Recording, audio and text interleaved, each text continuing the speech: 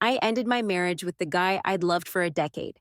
After 7 secretive years of adoring Marcus, he popped the question, saying, "Let's tie the knot." 3 years into our marriage, I told him, "We need a divorce." In my 10th year of loving Marcus, I brought up the idea of separation. It all kicked off when he didn't show up after his shift. I drove over to his workplace to check him out and caught him chatting with a girl outside the office. I instantly knew her as his ex, who'd been with Marcus for 5 years. They were hanging on the steps. Marcus looked sharp in his blazer, and the girl with her tousled hair seemed all sweet and loving. They weren't holding hands or anything, but there was this vibe that kept people away. I peeked at our message thread. The last text I sent was, "You coming home for dinner tonight?" No reply. He'd been ghosting me for a bit, always saying he was swamped. But clearly he wasn't too busy to text another girl. I didn't go up to them. I just stood there, watching quietly. Marcus's smile felt off to me. It hit me that he hadn't really smiled at me in ages. Even though we were married, he always came home looking cold. I thought it was just work stress, but it seemed I couldn't make him smile anymore. He gave me a quick glance, and his face went stiff. Then he said something to the girl, her smile vanished. She waved at him, and then looked at me before walking away. Marcus hurried over, opened the car door, and sat in the passenger seat with a scowl. "What are you doing here?" he snapped. I replied coolly, "I came to pick you up after work, you know that. Didn't you say you wouldn't let Jenny into our company?" Marcus's frown deepened. Jenny was a Harvard grad, killing it in investment banking on Wall Street. Where else could you find someone like her? Why wouldn't I let her come? He was getting irritated. Can you stop being all about love and romance all the time? Look at what she's become. Tons of companies are chasing her. If it wasn't for my connections, she might not have shown up at all. His disdain was clear. I stared at the cars passing by without saying a word. When we got home, Marcus didn't talk either. He slammed the study door shut hard. He was pissed. He didn't realize he was just masking his guilt with anger. Maybe only I, who'd been with him for 10 years, could get him like that. Sometimes I hate myself for understanding him so well. It's better to be confused than painfully aware. Neither of us made the first move, and I didn't throw a fit like I usually did. We just went into a silent war, separated by a closed door. After a bit, the study door was yanked open, and Marcus, looking serious, said, "What do you want anyway? I'm telling you, I can't fire Jenny. You either accept it or we get a divorce.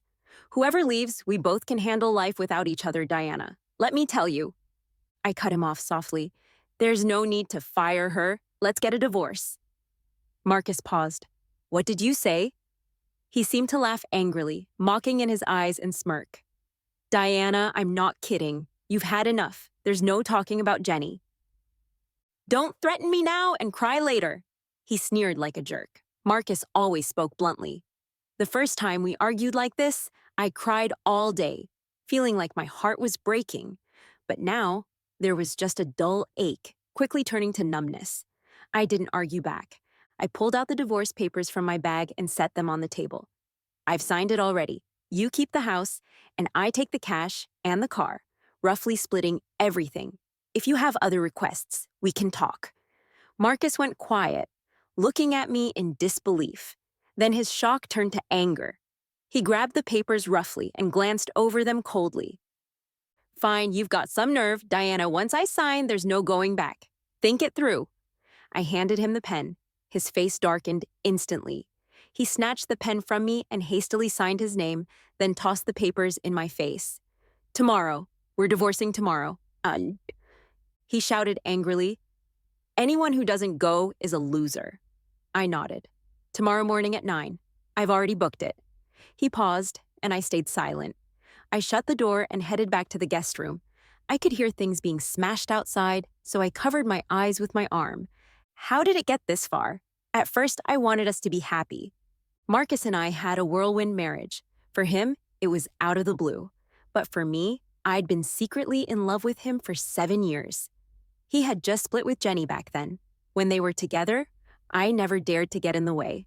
Only after they broke up did I muster the courage to attend events where he was. At a class reunion, he got wasted. Clearly because of Jenny. Jenny had just gotten into Yale, But Marcus had taken over his dad's business, planning to expand it locally. They couldn't see eye to eye, and after a big fight, the 5-year couple split. As they left, friends who knew I liked him nudged me to give him a ride home. I had to call a cab and help him get back, struggling as he was tall and solid, making it hard for me to reach the light switch. In the dark, he slurred, "J.E.?" I thought he was calling my name. With the warmth of his drunkenness around me, I froze, and when he leaned in to kiss me, I didn't pull away. Early the next morning, while he was still asleep, I quickly left his place. He didn't reach out either. Just when I thought it was a one-time thing, a month later, my period still hadn't come. I convinced myself it was just a fluke. But after taking a test, I saw 2 lines. I took a day off, stayed home, and finally mustered the courage to text Marcus on WeChat. I didn't want to pressure him or ask for money. I just felt that our child was his right to know about. For a day and night, Marcus didn't reply. When I'd lost all hope, he suddenly called. On the call, his voice was flat. "I'll take responsibility. Diana, let's get married." I still remember the rush I felt hearing those words. It was the first time I truly felt my heart race. Like fireworks in my chest, it was even more dizzying than winning big. Holding back my excitement, I acted cool and asked, "Do you actually like me? I don't want you to be with me just out of duty." He didn't answer directly. After a long silence, he said, "Don't overthink it. I'll come find you later." After hanging up, I clenched my hands tightly. Memories of that lively guy on the high school basketball court flooding my mind. Love doesn't need a reason. It just grows. I'm not sure when I started liking Marcus. Maybe when I saw his sweaty brow during basketball, or when he smiled and left a bubble tea on my desk, saying, "Bro, this one's on me." All I know is I'd loved him for way too long. It felt like finally seeing dawn after wandering alone in the dark. Even though his mom looked down on me for getting pregnant before marriage and didn't even give us a dowry, or accept my tea for the address change, even though we couldn't keep the baby. But back then, I felt like the happiest person alive. Being with him turned all the bitterness sweet. How naive I was. In the darkness, a bitter smile curled my lips. Little did I know, in just 3 short years, the dream would crumble. The next morning, I was all packed and ready to leave, but Marcus was still asleep. I knocked on the door a few times before he opened it in his gray pajamas, looking annoyed. "You in such a rush?" I checked my watch. "If we're late, we gotta reschedule." I hesitated. "You've been talking about divorce forever, and now it's happening. Aren't you happy?" I forced a smile through clenched teeth. "Yeah, I'm happy Jenny's back and you're being smart about finding a new place just in time." I nodded. On the way, neither of us said a word. Marcus had that constant frown, and I'd gotten used to it. I don't know when it started, but we barely talked anymore. At first, I loved chatting with him. After years of liking him, I had so much to share. If I saw a cute cat, a pretty flower, or a weird cloud, I'd send him pics. But he rarely responded. Usually, he'd only reach out when he needed something, replying reluctantly with a simple, "Yay." I couldn't fool myself. He just wasn't a chatty person. I saw his convos with Jenny on social media, and it seemed like Marcus had become someone I didn't recognize, witty and funny, responding to all her topics instantly. Over time, I stopped messaging him as much. When we got to the Civil Affairs Bureau, the mediator, an older lady, tried hard to get us back together. "Is your relationship beyond repair?" Marcus was about to speak, but I smiled and said, "No, we had a rushed marriage without any real emotional foundation. It feels wrong now, and we can't keep going like this." Marcus looked at me, his expression mixed. The mediator tried to persuade us, but I shut down her efforts. Finally, she sighed. "Take a month to cool off and think again. Young couples like you, with the guy's talent and the girl's beauty, are so well matched. You're just being impulsive. Think about each other's good sides." I thought about it. Marcus was handsome, the high school heartthrob. He came from a good family, his parents owned a company and had plenty of cash. In college, he used to pick up Jenny in his sports car while we took the bus. He had a great personality, surrounded by friends, never a dull moment. He was a good guy, except with me. He treated me poorly. When we left the bureau, the midday sun hurt my eyes, making me tear up. Marcus thought I was crying and finally showed a satisfied smirk. "Regretting it now? Too late." He stood in front of me with a condescending stance, hands in his pockets. I won't turn back. I wiped my eyes and drove home with him. Once home, Marcus sat on the couch, legs crossed, and out of habit, he ordered me around. Get me a glass of water. I ignored him and came out of the bedroom with my suitcase. Where are you going? He frowned. I found a new place and I'm moving out today. I paused, then continued. I kept all your stuff in the bedroom cabinet. Who cares? Marcus suddenly blew up. I forced a smile. Since we're divorcing, let's say our goodbyes properly. Take care of yourself, drink less, your stomach isn't good. Who do you think you are, meddling in my business? He abruptly stood up, grabbed my suitcase, opened the door, and threw it outside. If you're leaving, then leave now.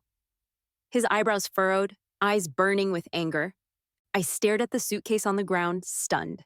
Then I stopped talking, picked it up, and entered the elevator without looking back. His gaze followed me, burning like it wanted to scorch my back, but the elevator doors shut it all off. I didn't want the house anymore. I wanted nothing to do with Marcus. No more seeing his stuff, smelling his cologne, or thinking about anything related to him. I'd already decided on the divorce. Marcus never liked me. I always knew that. I kept believing that after so many years, even if he had a heart of stone, it would eventually soften for me. But after all this time, he still doesn't love me. My warmth has completely dried up. I finally get that some people are truly irreplaceable. Maybe he can see Jenny's smile, but no matter how hard I try, he can't see mine. I moved into a rented house. Before I could even unpack, Marcus's mom called. Marcus, did you buy the stomach meds? I heard his stomach's been acting up lately. It's not me saying this, Diana. I never agreed when Marcus wanted to marry you. How can a decent girl get pregnant before marriage? If it were my daughter, I'd have beaten her to death. It's embarrassing. Our family can't afford to break the line. If you can't have kids, say it early. Marcus is still young, don't delay. I clenched my phone. Marcus's family is loaded, and his mom never liked my family. My parents had to fake smiles and endure her coldness during visits. Over the years, she always disliked me, no matter how hard I tried to please her. She'd said these things before. Every time we met or she called, she'd repeat how I climbed on Marcus and how tough it was for their family. Marcus never stood up for me. He just told me to be obedient and filial to his mom because she'd made sacrifices to accept me. So I always put up with it. But this time, I wasn't going to endure it anymore. I said flatly, Auntie, we're already divorced. I'm not obliged to buy him meds anymore. By the way, you didn't give birth to me, nor did you raise me. You have no right to meddle in my affairs. If you can't stand me, you better deal with your own issues. After saying that, I didn't care about her reaction and hung up, blocking her number. After some thought, I left all the WeChat groups related to Marcus's family and deleted and blocked all their contacts, including his. After doing all this, I finally breathed a sigh of relief and lay down on the bed. Divorce wasn't as painful as I thought. Marcus always threatened me with divorce during fights. It felt like he had me under his thumb, knowing I wouldn't leave him, and he used my love to threaten me. It seemed like he controlled me, using my love to hurt me without holding back. As he predicted, the first time he threatened me like that, I was genuinely scared. He was right. I kneeled before him like a dog, admitting my mistakes, promising to change, and willing to do anything as long as he didn't leave me. I covered my eyes with my palms, feeling a damp warmth. But even heartache has its limits. Over and over, that pain numbed me through endless repetition. The chains that pierced my bones and flesh, carrying rotten blood, finally left me. Now all that's left is freedom. Marcus stopped contacting me. It was like he vanished from my life. 2 weeks later, a classmate approached me, asking if I wanted to join the reunion the next night. At first, I wanted to say no. I really didn't want to see Marcus again. But then I thought it wasn't my fault and I didn't need to avoid him. So I agreed to go. At the reunion, I was chatting with others when the door swung open. Marcus walked in, still in his day suit, tailored and fitting, with just the top button of his collar undone. His black hair added a touch of slick charm with a hint of mischief. Without saying a word, his commanding presence dominated the room. Following him was Jenny, dressed to the nines. As soon as they entered, everyone started buzzing. Oh, Marcus and the campus beauty are back together. I knew you two couldn't break up. It was such a scene back then. Come, Sit over here. That's right, I remembered when Jenny went abroad. Marcus almost ended up in the hospital from drinking. He'd been waiting for her all these years, hadn't he? When I married Marcus, he said he didn't like formalities, so we skipped the wedding ceremony. After marriage, he never posted anything about me on social media, and even when we went out, he kept his distance. It's ironic that we'd been married for 3 years, but apart from a few close friends, no one knew we were together. Marcus's gaze cut through the crowd and landed on me, eyes mocking, smirk on his lips. I didn't look at him and turned to talk to the person next to me. His face darkened and he sat down with Jenny. Why is Jenny back? I heard you've been killing it abroad, planning to come back and contribute to the homeland? Someone joked. Jenny brushed her wavy hair aside and smiled ambiguously. Now that I'm older, I should start thinking about settling down.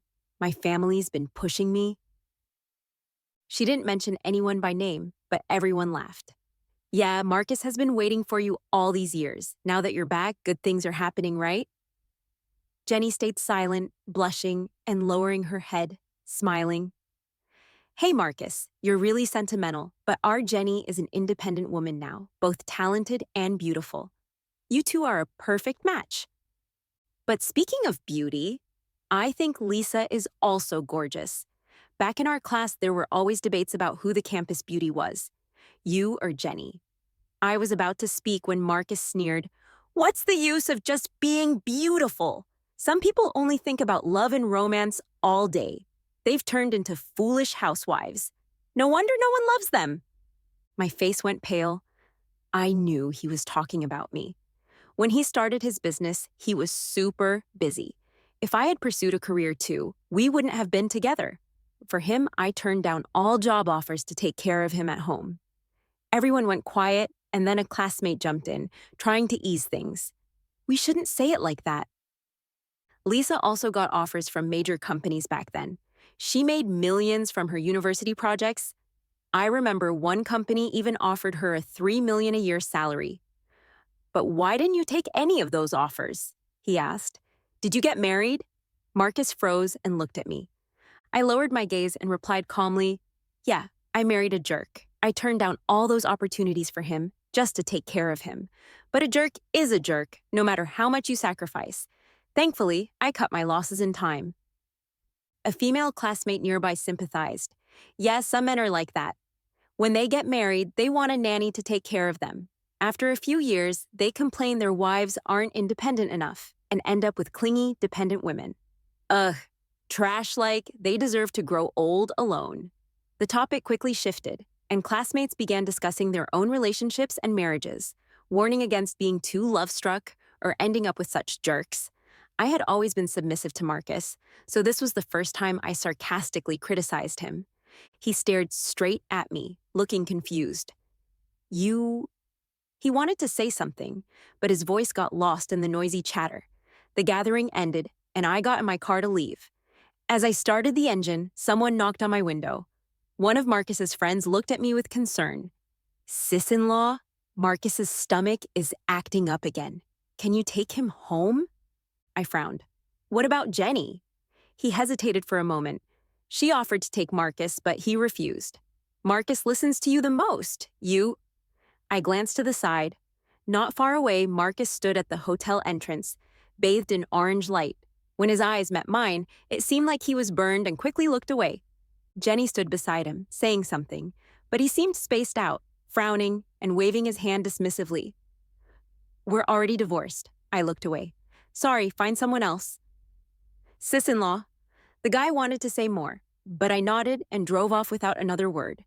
In the rearview mirror, I saw Marcus watching me intensely, slightly bowing his head, his face looking pale. I didn't look back and kept driving. I cared so much about Marcus that even people around him knew it. His stomach issues started when Jenny left, and he turned to drinking. In these 3 years, I transformed from someone who couldn't even boil water to a housewife who could cook and make soup in various ways to care for his health. I bought all his stomach meds, divided them into daily doses, stuffed them into his clothes, and reminded him to take them. When he forgot his meds on a business trip and had a bad stomachache in the middle of the night, I braved the freezing winter to catch an early flight and deliver the meds. But by the time I got there, He was already asleep. I stood at the door for hours, waiting until my body was covered in snow. When Marcus woke up and opened the door, he just frowned impatiently and said, "Give me the meds and go." It was on that trip back that I slipped and lost my baby. The past gnawed at my heart like bugs, not tearing it apart, but the subtle pain was impossible to ignore. Sometimes I don't even understand myself. I'm not this kind of person, so why did I become so lowly and pathetic for him? But emotions are irrational. They can easily destroy a person's principles. With one smile from him, all my boundaries crumbled, leaving me at his mercy. But my love had completely worn away. That Lisa who used to be so full of him in her heart and eyes was slowly being eroded by him. The next day, just as I was about to leave, I got a call from my parents. They said Marcus's parents were here and asked me to come home to talk. I'd been expecting this day. Divorce isn't just a simple matter. It involves two families. Even though I didn't want to go back, I knew I had to put an end to it eventually. But after 2 short weeks away, home felt strange to me. As I walked in, I felt a sense of oppression. Both sets of parents were sitting on the couch, and Marcus was there too, smoking and staying silent. Maybe they sensed I was serious this time. Surprisingly, Marcus's mom didn't scold me directly. She just frowned and said, "Diana, I know young people have their tempers, but divorce isn't something to take lightly. How can you just say divorce so easily?" I chuckled lightly. "Auntie, you should ask your son about that. Divorce was his idea. If I remember right, this is already the 13th time Marcus mentioned divorce to me. Since he wants a divorce so badly, I can only grant his wish." Marcus's mom was taken aback, forcing a smile. "Marcus is just being childish. He hasn't grown up yet, still immature." "Is that so?" I responded coolly. "He's actually a year older than me. Does he have some sort of issue if at 25, he's still not mature?" Marcus's mom was speechless. Marcus's father coughed. "Diana, this kid Marcus doesn't know any better. As parents, we apologize on his behalf. But when problems arise in a marriage, it's definitely not all one-sided. It takes two to tango." I interrupted. "Uncle, let me slap you. Will you say it won't make a sound?" I stood firm. Since we were already divorced, I had no reason to stay silent anymore. I decided to say whatever I needed to. I walked up to Marcus and sternly said, "Marcus, stop pretending you don't know. Tell your parents what exactly I did to deserve all this. Your ex-girlfriend came back, and you said you didn't like a homemaker like me who only cares about love and family. You said I wasn't independent enough, but wasn't it your family who said you had health issues and asked me to take care of you? For all these years, I've been doing the laundry and cooking at home, preparing 3 meals a day in different ways because of your stomach problem. As someone who loves spicy food, I haven't cooked anything spicy at home. Marcus, be honest with yourself. Is this my fault?" Marcus stayed silent. His mom couldn't help but speak up. "Don't just blame him. After all these years, you haven't had any kids either. The baby didn't make it. Who knows why?" I abruptly turned around and raised my voice. "Yes, I got pregnant before we were married, but pregnancy isn't something I can do alone. If Marcus didn't want it, could I force him? Why is it all my fault? You say the baby didn't make it. Why don't you ask your son why my baby didn't make it?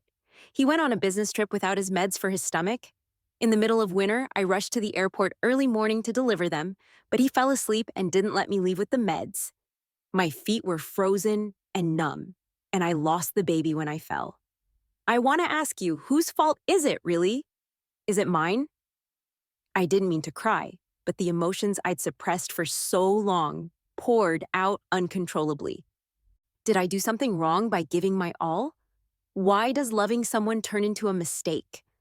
Almost on the verge of collapse, I shouted, "Marcus, tell me, what did I do wrong?" My mother stood up, shocked, and asked Marcus with a trembling voice, "Didn't you say it was her accidentally falling?" I smiled bitterly, bowing my head. "I was afraid you'd scold him. I was just too foolish." My mother's eyes turned red instantly, and she questioned Marcus, her voice trembling. "We haven't mistreated you all these years. We truly treated you like our own son. Your mother didn't give a dowry, didn't have a wedding ceremony, and had countless criticisms of Diana, and we didn't say anything. We knew Diana liked you. We just hoped you'd treat her well. And this is how you treated her." Marcus's face lost all color. I'm sorry, Mom. Don't call me Mom. I'm not your mother. My mother shouted loudly, eyes filled with raging anger. My father's expression turned grim, and he lowered his head, clenching his fists. Marcus, I don't know what your intentions were bringing your parents and mine here, but I haven't done anything wrong to you all these years. I don't want things to get uglier than they already are. Let's part ways amicably, I said wearily. Marcus looked up, emotions swirling in his eyes, and after a long silence, he whispered softly, You're not wrong. It's all my fault we've come to this. I'm sorry, I didn't mean to. Diana, give me a chance to make it up to you. I won't be like this anymore. A hint of sarcasm flashed in my eyes. Of course you didn't mean to. You just enjoyed the good I gave you while despising me. Marcus, sometimes I really can't understand. You haven't given me anything, and you have no right to decide anything for me. You just took advantage of my love and kept hurting me, all while looking down on me. I leaned in close and whispered softly, What exactly are you? Marcus. On what grounds? Marcus's eyes trembled, his face pale as if he'd just recovered from something serious. Facing my question, he couldn't say a word, as if my words had pierced his heart like 1,000 arrows. For the first time, he was at a disadvantage in front of me, his back bending inch by inch. Jenny came back. You clearly told me you wouldn't let her into the company, and yet you kept her here. Marcus, you were unfaithful to our marriage, broke your promises, and then blamed everything on me, saying all I thought about was love and romance. Isn't this perfect now? I'll make way for you both. Marcus looked up urgently. Jenny and I have nothing going on. We're just colleagues. I sneered. Do you dare say you have no intentions of rekindling old feelings? Do normal colleagues need to have meals together every day and exchange messages while holding hands? Marcus, do you think everyone's a fool, willingly fooled by you? Marcus opened his mouth but couldn't say anything. I stood up and said indifferently, I've said everything I needed to say. I hope you won't bother me anymore. Just as I was about to walk out, Marcus called out. His voice trembled, as if the composed and arrogant person had finally been ripped apart from the facade, only now realizing his true self. Diana, if I'm willing to change, can we still have a chance? I turned to look at him, and to my surprise, his eyes showed a hint of unease. Marcus had always been arrogant and dismissive with me, always in control. I'd never seen him so scared. It's too late, I said softly, then closed the door. After leaving Marcus, I started sending out resumes, planning to find a job. Fortunately, I hadn't been out of school too long, and the projects I worked on were impressive enough. Many companies were still eager to hire me. In his eyes, I must be worthless, not even on Jenny's level. So, in this relationship, I constantly doubted myself, living in pain every day, questioning if I was truly that inadequate. But now I realize he doesn't get to decide who I am. I'm doing just fine. When I got home in the evening, I bought myself a small cake as a treat. In a few days, the cooling off period would end, and I could fully free myself from this relationship. But my good mood was cut short by a phone call. Jenny's voice sounded distorted on the phone. Let's talk. I looked at the cake in my hand, feeling impatient. There's nothing for us to talk about. Don't you want me to keep coming to see you? Some things are better said and discussed, she said, even though she was the one reaching out, her attitude still arrogant. I simply hung up the phone. The next day when she called again, her attitude had softened. I just want to discuss some things with you. Just an hour. It won't take up much of your time. I didn't want to go, but I was afraid she'd keep bothering me every day. I could only find a time to meet her. Jenny got straight to the point. I don't want you to contact Marcus anymore. Since you've broken up, let it be a clean break. Don't keep lingering. I looked at this woman, dressed in a white Chanel suit, her long hair elegantly styled, sophisticated yet professional. No wonder Marcus liked her for so many years. You know it was me who got together with him first. We had a good relationship, and if it wasn't for your interference, we might have reconciled long ago. Now that you're divorced, I don't want you to keep influencing him. I sneered. I blocked her long ago. So where's the lingering connection? Jenny looked incredulous. Marcus has been restless lately. If it's not you constantly reaching out to him, Then who could it be? I've noticed you two are really good at making up stories. I laughed and said firmly, interfering? Interfering with what? You two broke up and we got together. Is that interfering? Marcus didn't marry me. Do you expect me to hold a knife to his throat and force him to be with me? Why don't you go ask him about it? Regarding her claim about me reaching out to him, I put my coffee down and looked at Jenny disdainfully. Rest assured, you can keep a close eye on him since you like him so much. I'm no longer interested in him. Jenny wanted to say something, but suddenly her eyes widened. Marcus hurried over from my side and pulled her up, angrily saying, "Are you crazy? Who told you to come find her?" Jenny's face turned pale, but she stubbornly replied, "What's wrong with me finding her? You two are divorced, why are you still thinking about her? You are the one who told me she has a boring personality, always revolving around you, and that you were annoyed by her."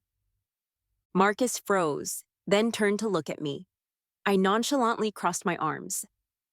I've heard these words too many times, and they no longer hurt me. Gritting his teeth, Marcus said, "You're insane. It's none of your business what happens between me and her.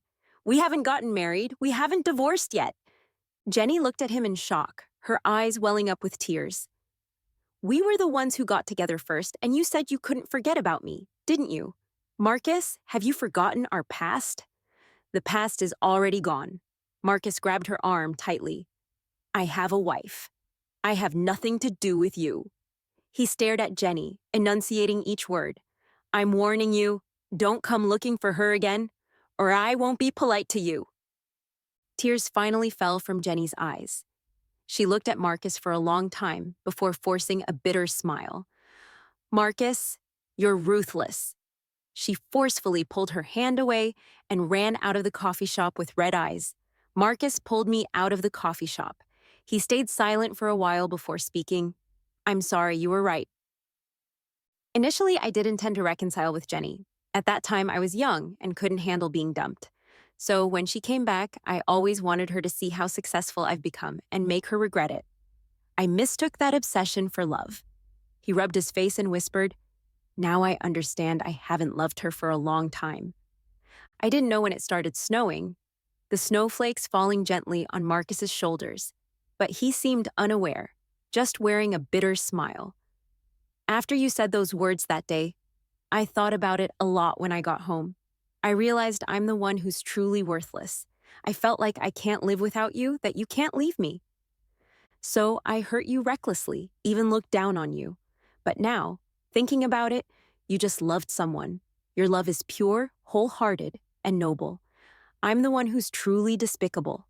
In the distance, a street lamp lit up. A snowflake fell on his eyelashes, quickly turning into a glistening droplet of water. His voice lowered. "After you left home, there was no one to make me soup when my stomach hurt. I wanted to take meds, but couldn't find them. I wanted to buy them, but didn't even know their names. Now I realize it's me who can't live without you. I feel restless every day. I don't like this feeling of confusion, but I truly don't know what I should do. The bedsheet is so cold, it scares me." Marcus covered his face, let out a bitter laugh, and hoarsely said, "So, it turns out, I've already fallen in love with you." He said so many words, which surprised me. When he was with me, Marcus was always stingy with his responses, leaving me to perform a one-woman show. It turns out he could speak so much. It just came at the wrong time, and I didn't want to listen anymore. I reached out and caught a snowflake, cool and melting in my palm. "Marcus, you don't love me. You just feel uncomfortable with the person who's always been by your side leaving. You're just scared no one will love you like I do." I turned to leave, but Marcus grabbed me. He slightly bowed his body, his expression almost humble. "Diana, please, Marcus, have never begged anyone in my life, but I'm begging you. Give me another chance, please. I was wrong before. I didn't know how important you already were in my heart. I will." I pulled his hand away, interrupting him. "Marcus, no one will wait for you in the same place forever. I'm not your parents. They only have one son, you. But for me, there are many men."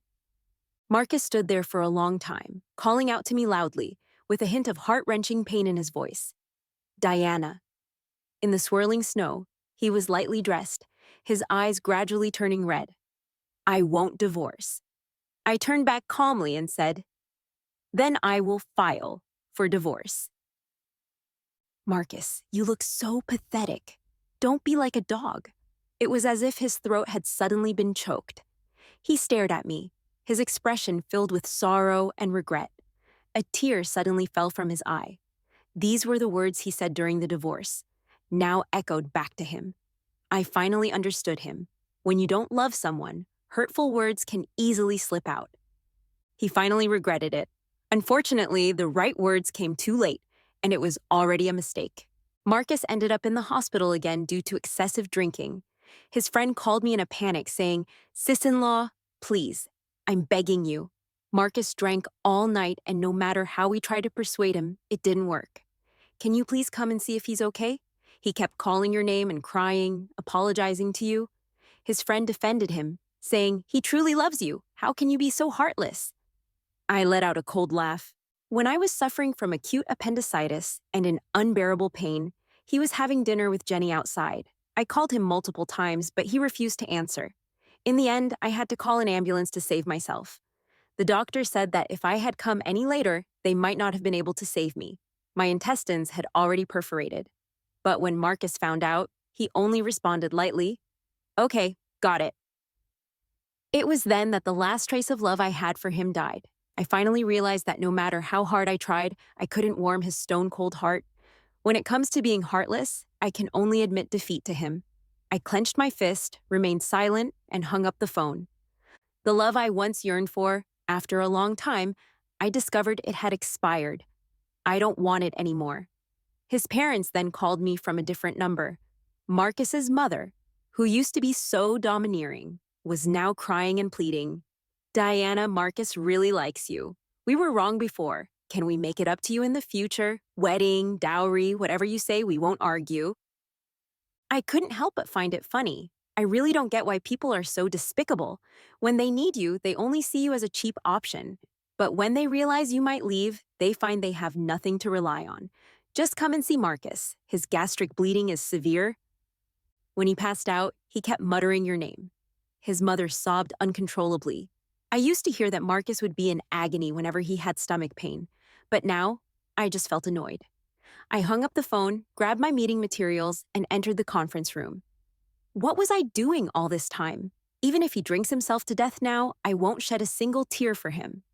I thought with Marcus's condition, he probably wouldn't be able to marry me anymore. But I won't shed a single tear for him. I didn't expect him to show up 3 days later. His face was pale and haggard, and he'd lost weight. He looked at me, wanting to say something, but in the end, he stayed silent. He didn't bother me anymore. He just signed a new agreement. All the assets were to be given to me, and he would leave with nothing. "Just consider it as giving me a chance to atone, so that I can have the face to pursue you again," he said with a bitter smile. I shook my head and sighed softly. If only we had known better back then. Why did it have to be like this? "Once upon a time, I also wanted to live happily with you," he said. I had given my all to love this person. I laid everything out for him, begging him to just look at me. I tried my best, but now that I didn't get what I wanted, I have regrets, but no regrets. Marcus kept his head down for a long time and whispered softly, "I was foolish. I could have been happy once. It's a pity I only realize my worth when I lose it. From now on." He cautiously asked, "Can I still contact you?" Perhaps fearing he was being bothersome, he quickly added, "I won't disturb you all the time. Just give me a chance to know if you're doing well." "No need," I smiled at him. "The past is already in the past. We should both move forward." However, I tidied his tie one last time. When you meet someone who loves you in the future, don't treat them the way you treated me. There's nothing wrong with loving someone, but the person being loved shouldn't trample on others' feelings. Because love is precious, you never know when it might disappear. Marcus's expression was unpleasant, as if my words had turned into a knife, stabbing him fiercely. With a light heart, I couldn't see his expression. I could only hear his voice filled with faint pain, choked with emotion. "All right. Well then, goodbye, and I wish you happiness." I waved goodbye to him. "Diana," he suddenly called out in a broken voice. "Diana, I can't be happy without you." Suppressing the bitterness in my heart, I didn't turn back but walked confidently toward the sunlight. When I love someone, it's with great passion, openness, and I give everything I have. But when I no longer love, I never look back. Everything from the past has dissipated. I won't look back. I will only keep moving forward.